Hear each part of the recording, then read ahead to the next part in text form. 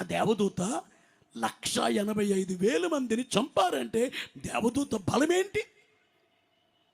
దేవదూతకున్న శక్తి ఏంటి?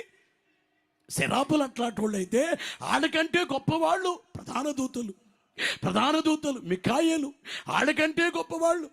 మికాయేలు దూత, గబ్రియేలు దూత, ఉరియేలు దూత, రమూయేలు దూత, రఘుయేలు దూత, ఈ 7 దూత. ఈ దూతలు, ప్రధాన దూతల్లో మహాప్రధానమైన వాడు లూసిఫర్. ఆ లూసిఫరే సైతానుగా మారాడు.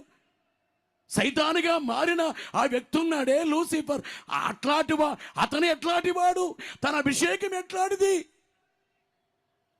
అలాగే యెహెజ్కేలు గ్రంథములో 28వ అధ్యాయములో అభిషేకము పొందిన కెరూబువై ఓ ఆశ్రయముగా నీవు ఉన్నావు. దేవునికి ప్రతిష్ఠించబడిన పర్వతం మీద నీవుంటివి. దేవునికి ప్రతిష్ఠించబడిన పర్వతం మీద నీవుంటివి. అభిషేకము నొందిన కొరీబువై యొక్క ఆశ్రయముగా ఉన్నావు. అందుకే నేను నియమించితిని. దేవునికి ప్రతిష్ఠింపబడిన పర్వతం మీద నీవు ఉంటివి. కాలుచున్న రాళ్ల మధ్య నీవు సంచరించుచుంటివి. లూసిఫర్ అతను ఎట్లాంటి వాడు? సైతానుగా మారిపోయాడే. ఇవన్నీ చాలా జాగ్రత్తగా ఒక్కొక్కటి నేర్చుకుంటూ మా పాస్టర్లు కూడా చేయవలసిన పని ఏమిటంటే కొత్త విషయాలు. అందుకే 3 రకాల ప్రసంగాలు ఉన్నాయి. ఒకటి ఏమిటంటే గొర్రెలకు మేత, 2 పచ్చిక, 3 పద్మములు. మేతలాంటి వాక్యం, పచ్చికలాంటి వాక్యం, పద్మముల ఎప్పుడు చూచినా అదే వాక్యం కాదు.